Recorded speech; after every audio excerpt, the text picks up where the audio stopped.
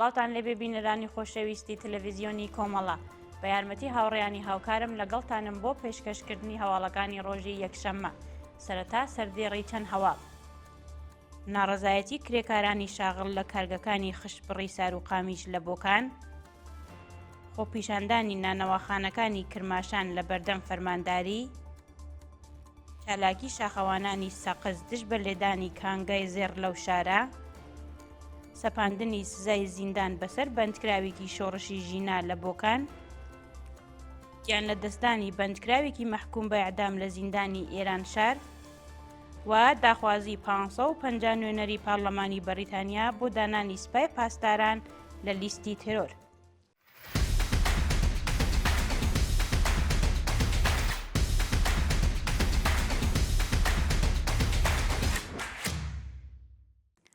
ناڕەزایەتی کرێکارانی شاغڵ لە کارگەکانی خشتبڕی ساروقامیش لە بۆکان.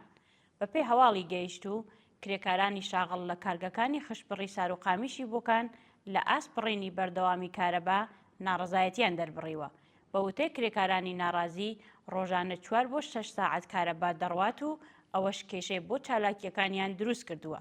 ناکارامەیی بەرپرسانی ڕژیم ئابووری وڵاتی بەرەوە داڕمان بردووە و ئەگەر گۆڕانکاری لەو بارودۆخەوە ساز نەبێت زۆربەی کارگە سەنعەتیەکان دادەخرێن و ژمارەیەکی زۆر لە کرێکاران بێکار دەکرێن.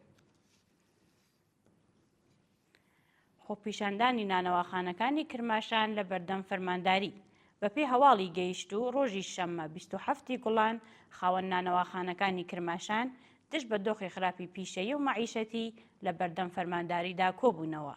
ناڕازیان بە وتنەوەی دروشم، خوازیاری پێدانی یارانە، وەلانانی سامانەی نانینۆ، کەمکردنەوەی نرخی مادەی سەرەکی وە بەرهەمهێنان، دابەزینی نرخی بیمە، دابینکردنی کارەبای 24 کاتژمێری، پێدانی ئاردی دەوڵەتی و کەمکردنەوەی هەزینەکانی ژیان بوون.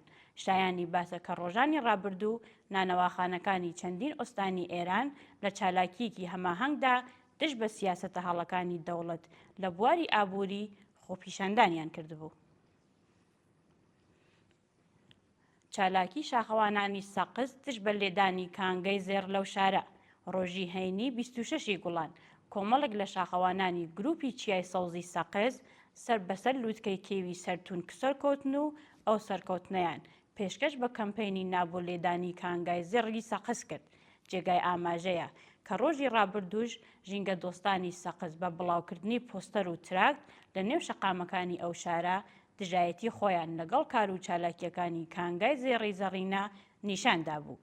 ژینگە دۆستان وێڕای ئاماژەدان بە کاریگەریە نەرینیەکانی ئەو مادەنا لەسەر خاک، هەوا و ئاوی ناوچەکە خوازیاری داخستنی بوون. پلمکردنی کارگەی لم و ڕێخی نەهری لە ورمێ. لە ڕۆژانی ڕابردوودا کارگەی لم و ڕێخی نەهری لە شاری ورمێ لەلایەن هێزەکانی حکوومەتەوە بە هۆکارێکی نادیار داخراوە و بەو هۆیەوە دەیان کرێکار بێکار کراون. بە وتەی سەرچاوەکانی هەواڵ هێزە سەرکوتگەرەکانی حکوومەت بەبێ ئاگادەرکردنەوە و بەڵگەی قەزایی دەرگای شرکەتی نەهریان داخستووە. پلمکردنی ئەو کارگە بۆتە هۆی بێکاری دەیان کرێکار کارگەرانێک کە لەو ڕێگەوە بژیوی ژیانی و خۆیان و بنەماڵەکانیان دابین دەکرد. سەپاندنی سزای زیندان بەسەر بەندکراوێکی شۆڕشی ژینا لە بۆکان. جەلال محەممەد کەریمی لە دەست بەسەرکراوانی شۆڕشی ژینا لە شاری بۆکان لەلایەن لەقی 101 دادگای انقلابی ئەو شارە بە تۆمەتی هەڵگرتنی چەک بە 10 ساڵ زیندان مەحکوم کرا، بەڵام سزاکەی لە دادگای پێداچوونەوەی ورمێ بۆ 2 ساڵ و 1 ڕۆژ کەم کراوەتەوە. بەپێی زانیاریەکان سزای ئەو بەندکراوە سیاسیە لە لەقی پێداچوونەوەی دادگای گشتی و انقلابی پارێزگای ورمەیە کەم کراوە، هەرچەند پێشتر 1 لەسەر 3 حکمی 10 ساڵ زیندانی بۆ ماوەی 2 ساڵ هەڵپەسێدرا بوو. جەلال محەممەد کەریمی لە ڕۆژی 25 سەرماوەزی 1401 لەلایەن هێزەکانی حکوومەتەوە دەست بەسەر و پاش ماوەیەک بەدانانی وەسیقا ئازاد کرابوو. ناڕوونی چارەنووسی حەسەن ئەحمەدی لە زیندانی ماکۆ. وێڕای تێپەڕبوونی 20 ڕۆژ بەسەر کاتی دەست بەسەرکردانی حەسەن ئەحمەدی هونەرمەندی خەڵکی ماکۆ و ناسراو بە حەسەن ڕێناس چارەنووسی ئەو هونەرمەندە بە ناڕوونی ماوەتەوە. بەیانی یەکشەممە هەفتی گوڵانی 1404 هێزەکانی ئیدارە ئیطلاعات هێرشیان کردە سەر خانووی حەسەن ئەحمەدی و وێ ڕایپشکنینی ماڵەکە ناوبراویان بەبێ بەڵگەی قەزایی دەست بەسەر کرد. ئەو بەندکراوە لە ماوەی 20 ڕۆژی ڕابردوودا لە دەستڕاگەیشتن بە پارێزەر و چاوپێکەوتن لەگەڵ بنەماڵەکەی بێبەش کراوە و هیچ زانیاریەک لەسەر چارەنووسی لەبەردەستانیە. کۆبوونەوەی گەورەی کرێکارانی ئالومینیۆم سازی لە عێراق ڕۆژی شەممە 27 گوڵان کرێکارانی شاغڵ لە کارخانەی ئالومینیۆم سازی عێراق بۆ جارێکی دیکە دش بە نەبوونی کارەبا دەستیان لە کار کێشایەوە و لە ناوەندی شێرکەت خۆپیشاندانیان کرد. بە وتەی ناڕازیان بێتەدبیری حکوومەت خەریکە سەنعەت لە ناو دەبات لە ناوچوونی پیشە بە واتای لە ناوچوونی هەزاران خێزانی کرێکاریە، بەڵام بەرپرسانی حکوومەت هیچ بایەخێک بە ژیان و معیشەتی خەڵک نادەن. کرێکارێک لەو بارەوە دەڵێت کێشە تەنیا ڕۆیشتنی چەند ساعت بەرق نییە، بەڵکو لە مەدار دەرچوونی هێڵی وەبەرهەمێنانە کە 7 مانگ کاتی دەوێت بۆ ئەوەی کارخانە نەخەوێت و کرێکاران بێکار نەکرێن. ناڕزایەتی خوازیارانی مەسکەنی میلی لە کاشان و شەهرێ کورد ڕۆژی شەممە 27 گوڵان خوازیارانی مەسکەنی میلی لە کاشان و شەهرێ کورد بۆ جارێکی دیکە لە ئاست ناڕوونی چارەنووسی خانووەکانیان لە بەردەم فەرمانداری شارەکانیان کۆبوونەوە. بەپێی ئەو وێنانەی لە تۆڕە کۆمەڵایەتیەکان بڵاوکراوەتەوە خۆپیشاندەران دروشمی وادەی درۆمان ناوێت خوازیاری وەڵامدانەوەی بەرپرسانی حکوومەت بوون. ناڕازیان ڕایان گەیان دەوڵەت بە بیانووی دروستکردنەوەی خانووی هەرزان بۆ چینی کرێکاری کۆمەڵگا پارەیەکی زۆری وەرگرتووە و پاش 2 ساڵ هیچ خانوویەکی ڕادەست نەکردووە و بەڕێوەبەرانی پرۆژەکە بەردەوام داوای پارەی زیاتر دەکەن.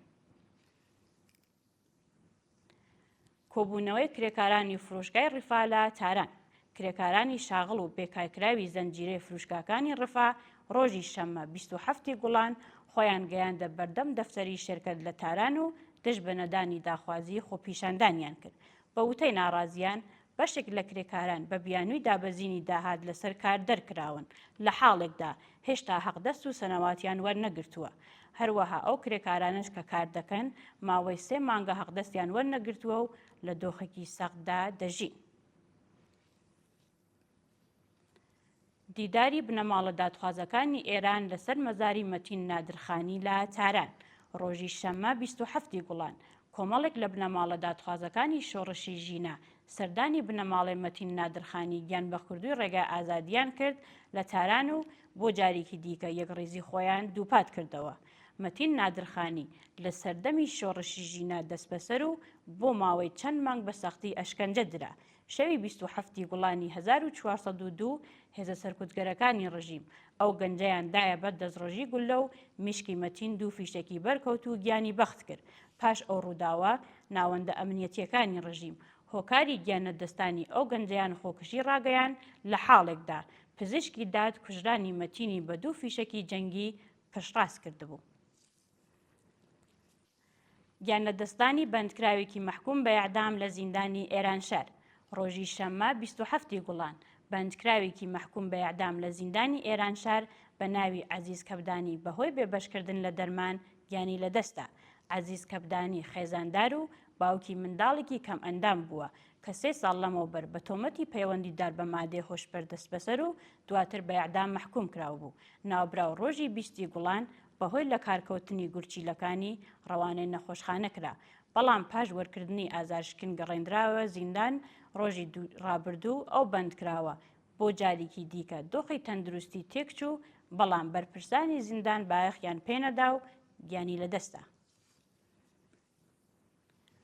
کۆبوونەوەی ئێرانیانی ئازادی خواز لە ئاڵمان، دانمارک و سوئێد ڕۆژی شەممە 27 گوڵان ئێرانیانی ئازادی خواز لە شارەکانی فرانکفورت، هامبورگ، گۆتنبرگ، ئارهوس و کۆڵن دژ بە سەرکوتگەریەکانی کۆماری ئیسلامی خۆپیشاندانیان کرد.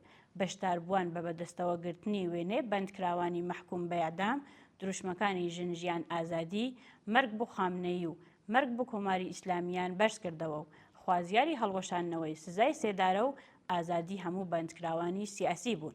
خۆپیشاندەران هەروەها بە داگیرستانی مۆم ڕێزیان لە یادی کرێکارانی گیان بەخوردووی لە تەقینەوەی بەندەر ڕەجایی گرت و خوازیاری یەکگرتووی کۆمەڵگای ئێران بۆ ڕوخانی ئەو ڕژیمە سەرکوتگەرە بوون.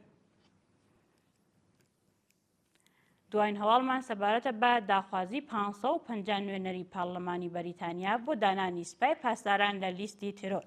بەپێی راپۆرتی دەیلی تیلگراف 550 نوێنەری پارلەمان و نوێنەری مەجلیسی پیرانی بەریتانیا لە نامەیەک کە بۆ ئیستارمەر سەرۆکوەزیری ئەو وڵاتەیان ناردووە خوازیاری دانانی سوپای پاسداران لە لیستی ترۆر بوون. داوای ئەندام پارلەمانەکانی بەریتانیا هاوکات بووە لەگەڵ دەست بەسەرکردنی سێ شارومەندی ئێرانی بە تۆمەتی سێخوڕی و هاوکاری لەگەڵ سوپای قودس و واژۆکارانی ئەو نامە کە سەر بە حیزبە جیاوازەکانی بەریتانیا بوون داوایان لە دەوڵەت کردووە کاردانەوەی جددی بەرامبەر هەوڵە تروریستیەکانی کۆماری ئیسلامی نیشان بدات. نوێنەرانی پارلەمانەکانی بەریتانیا هەروەها داوایان لە کۆمەلگای جیهانی کردووە پشتیوانی لە خواستی خەڵکی ئێران بۆ ڕوخانی کۆماری ئیسلامی بکەن و ڕێگە نەدەن دەستگای قەزای ڕژیم بە ئاسانی خەڵک لە سێدارە بدات.